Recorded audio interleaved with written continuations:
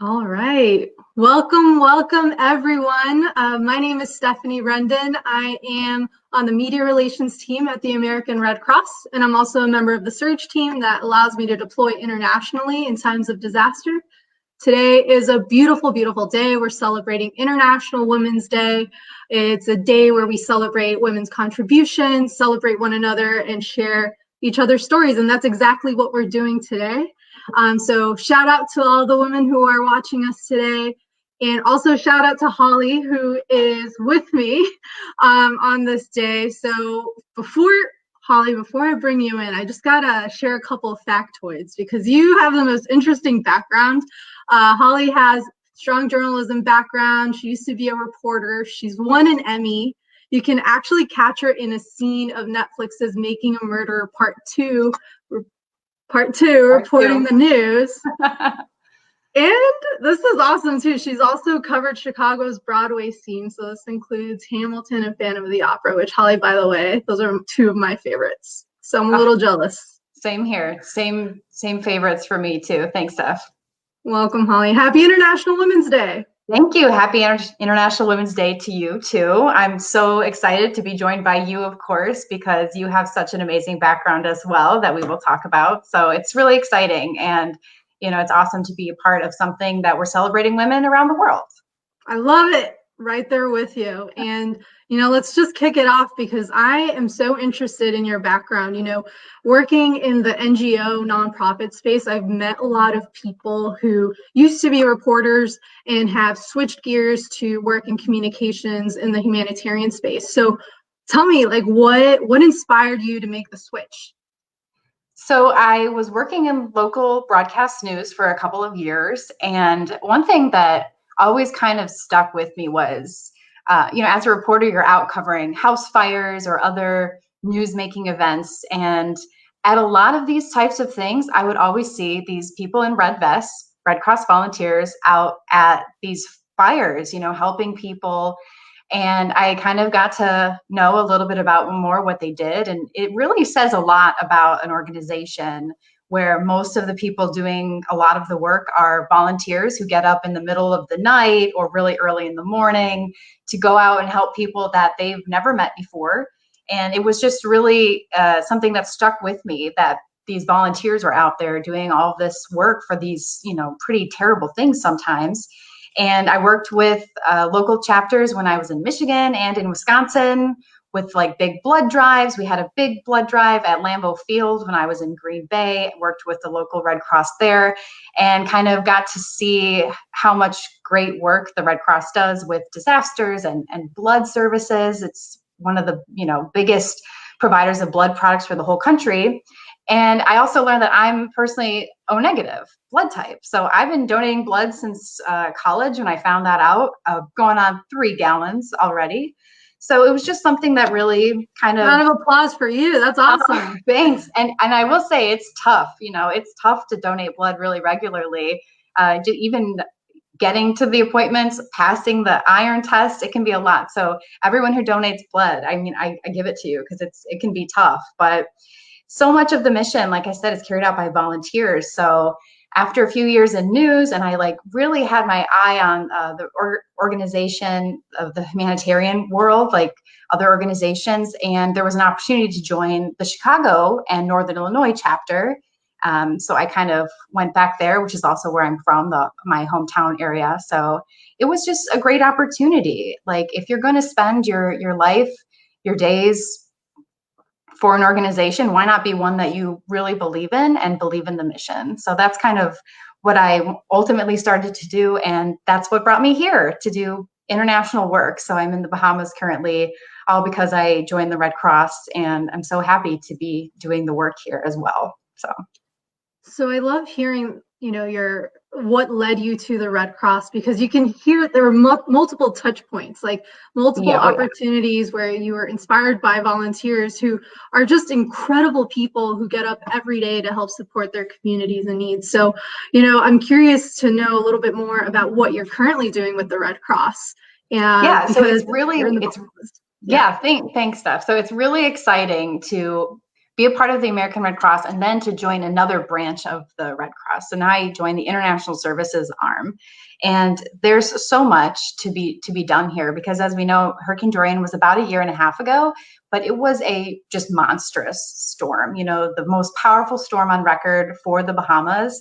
And recovering from most disasters takes longer than you'd think, especially a really, really devastating one like this hurricane. So the American Red Cross was here like immediately in those days following the storm, helping with like immediate relief items, tangible things that people needed, like food and water, cleanup supplies, hygiene kits, those things that in those first few days that everyone's looking for. And now we kind of transitioned to long-term relief and recovery. So it's really important that we were able to keep providing people with that flexibility of being able to decide for themselves how they would recover. So that's why giving them cash was a huge, really important thing. So we give out over $11 million.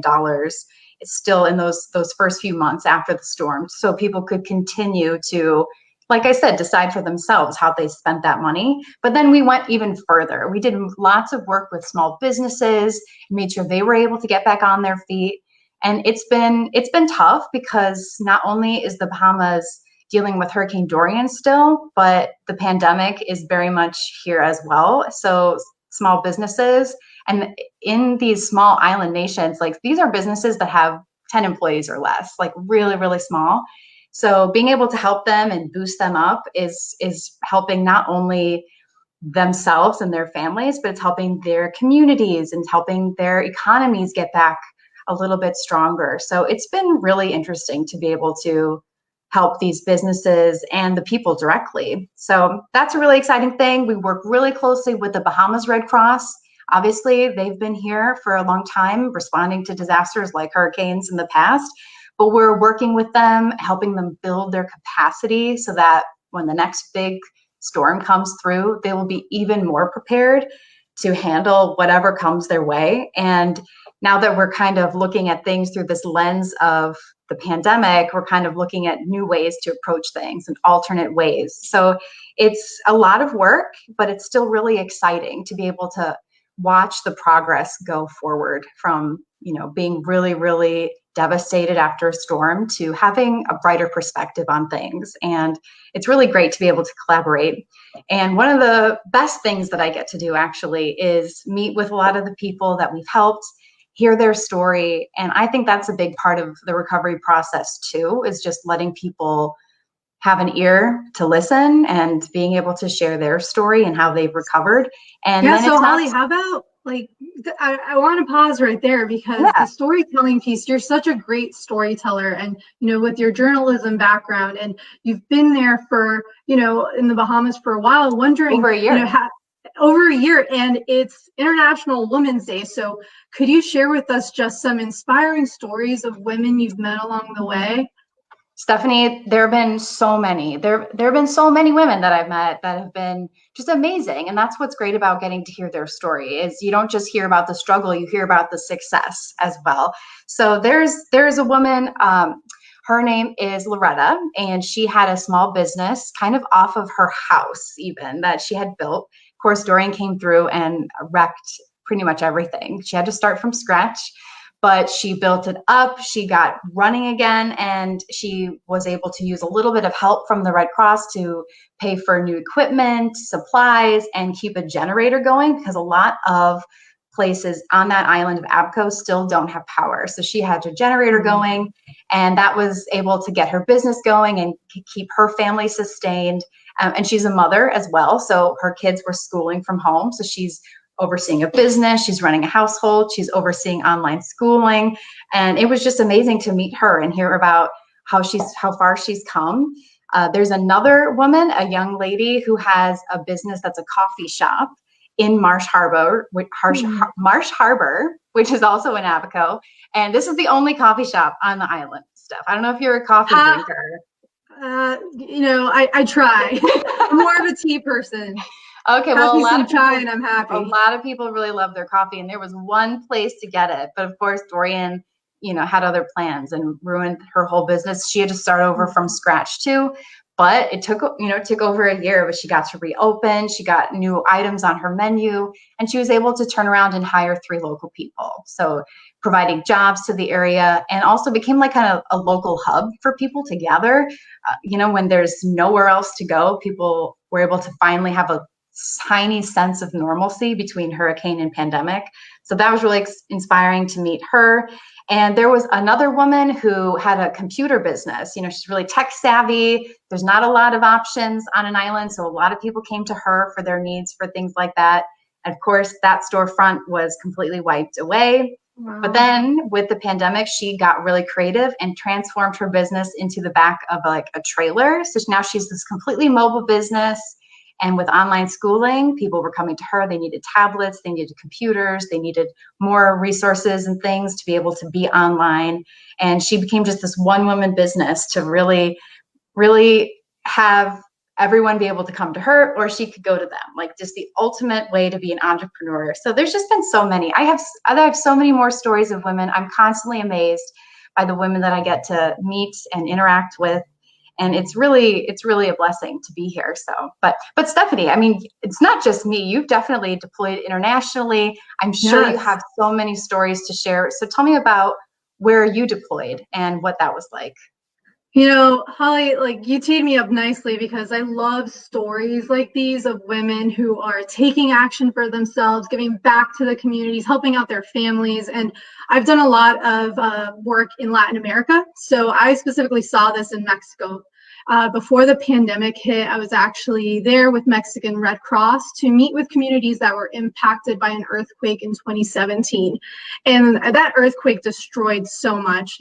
Buildings were collapsed, people lost loved ones, it left people a lot of people traumatized. Yeah. And there was one area that we visited that really made a strong impression on me. It was in San Mateo del Mar. So it's in southwestern Mexico, in Oaxaca. And this is where I met a community of women who had been affected by the earthquakes. They were, completely shaken when it happened. Like who could blame them? Their houses collapsed. They were really close to the water, so there was a lot of flooding. There were people who lost their lives, so they were very shaken up by it. But it was so interesting because when I was talking to them and asking them about their personal experience, they were crying at first. But then when I asked them, well, it's been some time since the earthquakes hit, how are you feeling now?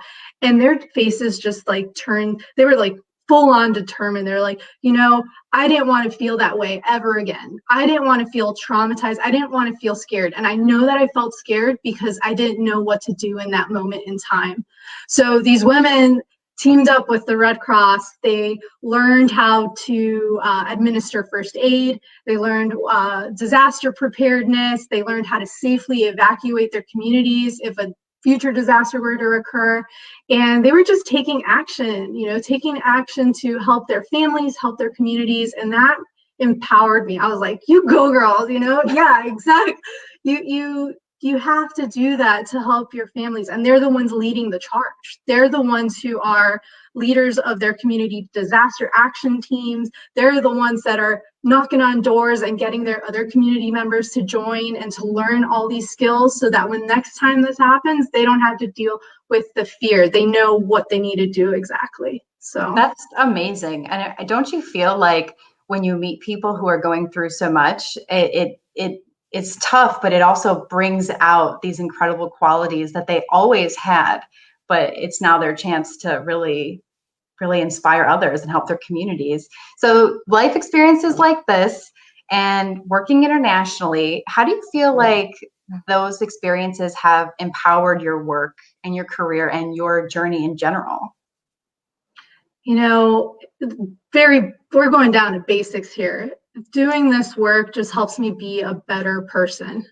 And if we're talking life experiences, and if we're talking about International Women's Day and the women who inspire us, I got to go back to my mom here because she's been a huge, huge influence for me. When I was younger, she was very charitable, always giving back to communities in need, and she's still very much like that. So having a role model like her has really empowered me to pursue this line of work. And it's also really great to see strong women giving back. So I've seen it from when I was very young with my mom, and I'm seeing it now as a humanitarian. Strong women are, taking action, are helping support their communities. And you're right, when you meet people who have lost so much and are just turning that around, it's really powerful. And when you said that, it reminded me of, so there was this man and wife that I met, husband and wife that I met when I was in Mexico, and they had lost a lot. I mean, their communities were completely destroyed, and they were the most positive people in the world. And I needed to know what, how is this possible? I was like, how are you able to have such a positive outlook on life? And the husband took me aside. He was like, look, I got to tell you a little secret that our community has here. We have a saying here that no matter what gets thrown your way, you just keep going. You just keep moving forward. No matter what happens, if something negative comes your way, you just keep marching forward and you'll be okay. And it's people like that, stories like that, that really just motivate, that just make you want to be a better person. So I think that is a phrase that, as we've seen, we can all try to hold close to us and try to live by as well.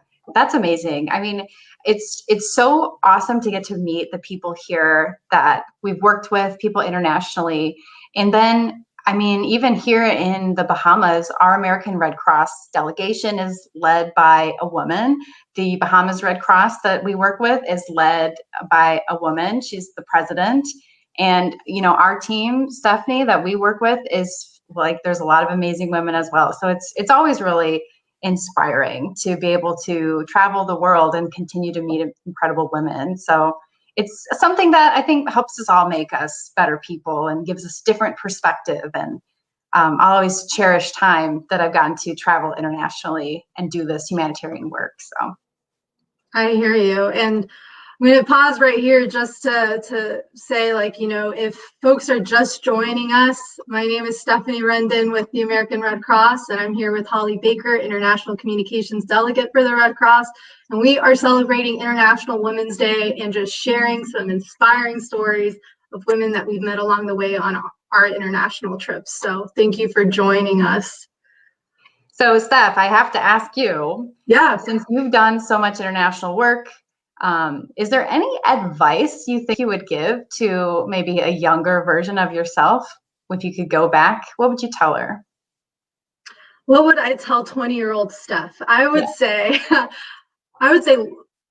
first I'll say I've been very fortunate to be able to have grown up in a Spanish-speaking household. So I learned Spanish at a very young age, and that's opened a lot of doors. But that doesn't, I shouldn't have stopped there. Like, I've always wanted to learn other languages. Like, French is top right here, and I should have taken that a little bit more seriously. And, it's so important to, especially if you're working internationally, to pick up the language of countries that you're working in. So I would say learn a language. It's so important, and it doesn't have to be 100% perfect.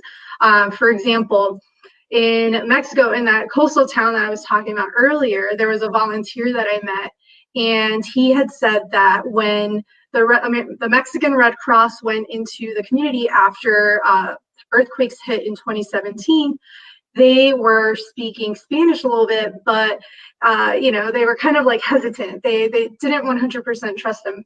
Now, what he learned was this was an indigenous group that was living in the coastal town, and he was able to learn a couple of the words that were important to them. So when he was speaking with them in their language, he said that their faces just lit up. They're like, "Oh my gosh, you're actually trying to communicate with us. This is awesome!" Like, they were so appreciative, and that really helped strengthen relationships, between us and the groups that we were trying to support there. So it was so important to be able to build that, those connections. So it all started with him just learning a couple words. So, if you're fortunate enough to study abroad, that's an option. If not, try to find some opportunities locally, or just download Duolingo. I mean, pick up a couple words. I think that would certainly help out with the language. That's great advice. I think if we could all go back, we would be more interested in picking up some more words, phrases, whole languages. great advice, Stephanie. What Thank you. about even beyond that? How would you talk to somebody? Maybe there are women who are looking to get outside their comfort zone. What advice would you share to that? Because doing international traveling or even long-term posts, it can be intimidating. So what would you say to people? For me, I would say connect with people who have done the work. Connect with people who have, whether it's deploying domestically, deploying internationally, they have the experience. They can give you all the information you need, any of the learnings that they've picked up along the way. I know for me personally, it's been our international director, director of media relations, Janelle Eli. She has done tons of travel for the Red Cross, and she has so much experience. And I know for me, when I was deploying, it was very, very important to have a conversation with her about, what to expect, what are some learnings, what are some things I should look out for. So building those connections, building those relationships. And even if you don't work with someone in that space, like reach out to someone on LinkedIn, tweet them. There are many ways of connecting with people nowadays. So that would be my piece of advice. But I want to throw this one back at you, Holly. What would you say to someone who's, trying to shake it up? It's really interesting because in doing this experience and being here for so long, I have had people say things to me like, wow, I wish I could do that, but I could never go for that long, or I would be afraid to leave my family. And I guess my advice would be that it'll probably never feel like a perfect time. In life, if you wait for the perfect time to do something, I don't think it'll ever come. So I guess my advice would be to don't be so set on a certain goal that you miss the other opportunities that could come your way. And it's okay to change your mind. It's okay to change course if that's where you feel like you will thrive. I had this idea that I was going to be this investigative reporter, or I was going to stay in the world of news, and I may go back to it someday, but ultimately it was personal growth that got me to do something else. And if there's something worth getting out of your comfort zone for, if there's something worth being uncomfortable for, it's your own personal growth. So I think that that's the best way to look at it. And it's okay to change your mind, and it's okay to do something different, especially if you think it'll help someone else or help make the world a better place. So I think that's what a lot of us are here for. And that's probably what I would say. But I love your advice too. There are so many channels to connect with people. So definitely do it. And I think I know some people who are going to want to connect with you after this too, Stephanie. So hey, just a heads up. I think, hey, if anyone wants to talk, we're here. No, but Holly, you're so right. I mean, if you don't take the opportunities that come at you, someone else will, or you may just miss it, and that's an opportunity for growth, an opportunity to learn new things. So just being open-minded, but going after it, I think is so important. So I love that advice that you've shared. I think it's very valuable for anyone who's watching. Absolutely. So I can't think of a better way to spend a few minutes on International Women's Day than chatting with you about your international experience. So thank you, Stephanie. It's been great. It's been an honor, Holly. Thank you. Thank you. And just thanks to everyone who tuned in to just hear us out, and happy International Women's Day to you.